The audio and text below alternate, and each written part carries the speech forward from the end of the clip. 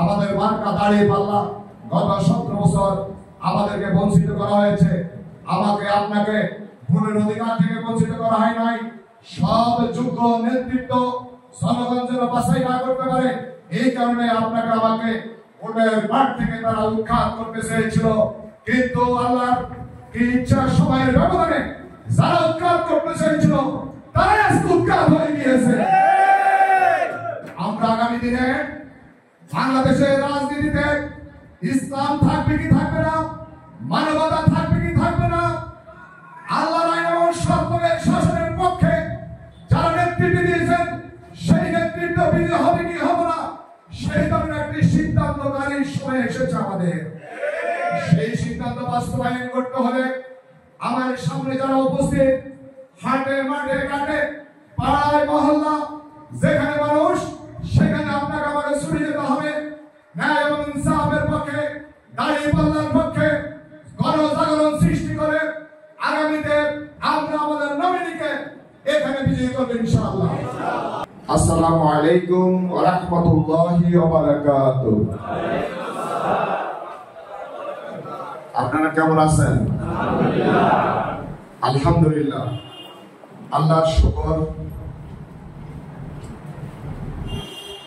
বিশেষ করে আজকের আশুরার দিনে আল্লাহ রাব্বুল আলামিন আমাদের এই সুন্দর আয়োজনে অংশগ্রহণ করার আল্লাহ রাব্বুল আলামিন তৌফিক দান করেছেন। এই কারণে আমরা সবাই শুকরিয়া আদায় করি আলহামদুলিল্লাহ। আমি এখানে এসেছি আপনাদের সাথে একটু মত বিনিময় করার জন্য, আপনাদের সাথে কিছু কথা বলার জন্য। আল্লাহ রাব্বুল আলামিন যদি তৌফিক দান করেন, আমি আপনাদের কিছু বিষয় জানবো এবং আপনাদের সাথে কিছু বিষয় শেয়ার করব। আমরা যেই জুলাই বিপ্লবে রক্ত দিয়েছি, আমরা যে জীবন দিয়েছি, আমাদের যে শহীদের নজরানা পেশ করতে হয়েছে, বিশেষ করে বাংলাদেশের মধ্যে সবচেয়ে মাজলুম যে দল, যেই দলের শীর্ষ 11 জন নেতৃবৃন্দকে সম্পূর্ণ অন্যায়ভাবে জুডিশিয়াল কিলিং এর মাধ্যমে হত্যা করা হয়েছে, সেই জালিমদেরকে আমরা উৎখাত করেছি। সেই প্রেসিডেন্টের টোটাল রিজিম, টোটাল আপনার এস্টাবলিশমেন্ট এখনো বর্তমান আছে কিনা? নাই, আছে। এই জালিমদের, এই রিজিম সকল এস্টাবলিশমেন্ট, সকল স্টেক হোল্ডারকে যদি উৎখাত করতে হয়, সোজা আঙ্গুলে গত 10 মাসে কি উঠে নাই? সোজা আঙ্গুলে কি 10 মাসে কি উঠছে? তাহলে একজন সচিব, একজন ইমাম সাহেব, আমি গত রাত্রে 11টা শুনলাম, এই যে আপনাদের এখানে এই যে গণমাধ্যমের পাশে একজন মসজিদের আগে বলছে এখানে তাফসীর হবে। আমি সংশ্লিষ্ট ব্যক্তিদের সাথে রাত্রে বসছি, মোহাম্মদ বেসিলের কথা বলছি। এমন কোন বনি আদম বাংলাদেশে থাকতে পারবে না যে বলবে মসজিদে কি হবে না, তাফসীর হবে না, অথবা কি মহল্লায় জামাতের পক্ষে, ইসলামের পক্ষে এই ধরনের বক্তব্য দেওয়া যাবে না। এত বড় স্পর্ধা বাংলাদেশে থাকলে আপনারা স্যার এই ধরনের রিজিমকে যদি উৎখাত করতে হয়, বাংলাদেশ জামাত ইসলামী অত্যন্ত চিন্তা করে, আলোচনা করে সংগঠনের নির্বাহী পরিষদের সিদ্ধান্তে 7 দফা নির্ধারণ হয়েছে। এই 7 দফা দাবি আদায়ের জন্য, এই 7 দফা বাংলাদেশে বাস্তবায়নের মাধ্যমে বাংলাদেশের মৌলিক অধিকার, গণতান্ত্রিক অধিকার, ভোটের অধিকার, ফ্যাসিস্ট মুক্ত মানবিক বাংলাদেশ করতে হলে 19 জুলাই জাতীয় মহাসমাবেশ, জাতীয় সমাবেশ ঐতিহাসিকভাবে বাংলাদেশ এক অনিবার্য বাস্তবতা। তাদের কারণে আপনাকে আমাকে পাড়ায় মহল্লায় ঘরে ঘরে এমন কোন মানুষ থাকবে না যে আমার দাওয়াত পাবে না। ইউনিয়নের উদ্যোগে মিছিল, ওয়ার্ডের উদ্যোগে মিছিল, গণসংযোগ, পথসভা, লিফলেট, পোস্টার, দৌড়, ব্যানার, একটি মহা জাগরণ সৃষ্টি করতে হবে। ঢাকা সিটিতে আমাদের এমন কোন মহল্লা থাকবে না যেখান থেকে মিছিল বের হবে না। কি বলেন ইনশাআল্লাহ?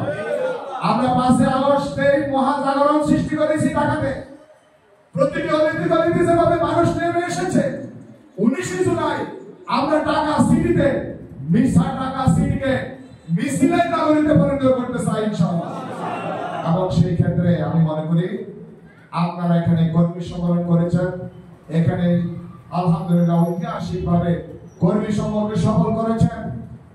সেই কর্মী সম্মেলনের আরো কয়েক গুণ বেশি টার্গেট নিয়ে আমাদের জাতীয় সমাবেশকে বাস্তবায়ন করতে হবে ইনশাআল্লাহ। আমরা এখন থেকে প্রতিটি মুহূর্ত, প্রতিটি সেকেন্ড, প্রতিটি সময়কে আল্লাহ দ্বীনের জন্য কোরবান করব।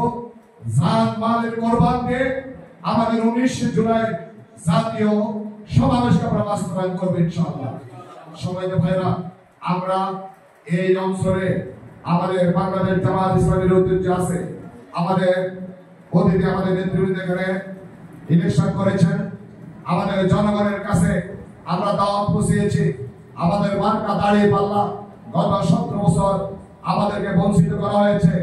আমাকে আপনাকে ভোটের অধিকার থেকে বঞ্চিত করা হয় নাই। সব যোগ্য নেতৃত্ব জনগণ যেন বাছাই না করতে পারে, এই কারণে আপনাকে আমাকে ভোটের মাঠ থেকে তারা উৎখাত করতে চেয়েছিল। কিন্তু আল্লাহর কি ইচ্ছা, সময়ের ব্যবধানে যারা উৎখাত করতে চেয়েছিল তারাই আজকে উৎখাত হয়ে গিয়েছে।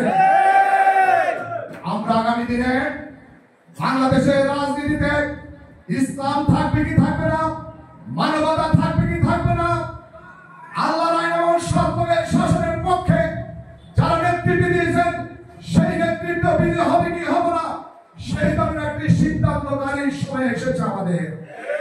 সেই সিদ্ধান্ত বাস্তবায়ন করতে হলে আমাদের সামনে যারা উপস্থিত, হাটে মাঠে ঘাটে পাড়ায় মহল্লা যেখানে মানুষ, সেখানে আপনাকে আমাকে ছুটে যেতে হবে। ন্যায় এবং ইনসাফের পক্ষে, দাঁড়িয়ে পাল্লার পক্ষে গণজাগরণ সৃষ্টি করে আগামীতে আমরা এই অঞ্চলে কাউন্সিলর প্রার্থী আমাদের মির্জা হেলাল ভাইকে আমরা বিজয়ী করব। সাথে সাথে জাতীয় নির্বাচনে আমরা আমাদের নমিনিকে এখানে বিজয়ী করব ইনশাআল্লাহ। বাংলাদেশ জামাত ইসলামী সব যোগ্য দক্ষ নেতৃত্ব মাধ্যমে আমরা 2001 সাল থেকে 2006 সাল পর্যন্ত যে ঐতিহাসিক ভূমিকা পালন করেছি। আমাদের নেতা মাওলানা মতিউর রহমান নিজামী, আমাদের নেতা মাওলানা আমাদের আলী হাসান মোহাম্মদ মুজাহিদ তার প্রশাসনিক তার কর্মকাণ্ডে একটি গাড়ি ব্যবহার করতেন। সততার কত উজ্জ্বল নক্ষত্র নিদর্শন ছিলেন। তারা তাদের সাংগঠনিক কার্যক্রম আরেকটি গাড়ি ব্যবহার করতেন। এই সব যোগ্য ক্যাপাবল পার্সোনালিটি বাংলাদেশকে পরিবর্তনে যখন কাজ করছেন, আর ইসলাম বিরোধী শক্তি সহ্য করতে না পারে আমাদের সব যোগ্য নেতৃত্বকে তারা দুনিয়া থেকে সরিয়ে দিয়েছেন। আমরা সেই খুনের বদলা নিতে চাই, সেই খুনের বদলা নিব আমরা এই জমিনে ইসলাম কায়েমের মাধ্যমে। আমরা সেই খুনের বদলা নিব কোরআনকে সংসদে পড়ানোর মাধ্যমে। আমরা সকল ফ্যাসিস্টকে যেভাবে উৎখাত করেছি, বেশিরভাগ মুক্ত মানবিক বাংলাদেশ করতে হলে সাদাবাজ মুক্ত, সন্ত্রাস মুক্ত, দখল মুক্ত বাংলাদেশ করতে হলে সকলকে ঐক্যবদ্ধ হওয়ার উন্নত আহ্বান জানিয়ে আমি আমার বক্তব্য এখানে শেষ করছি। নাসরুম মিনাল্লাহি ওয়া ফাতহুন কারীম আবাশশিরিল মুমিনিন। আসসালামু আলাইকুম ওয়া রাহমাতুল্লাহি ওয়া বারাকাতুহু।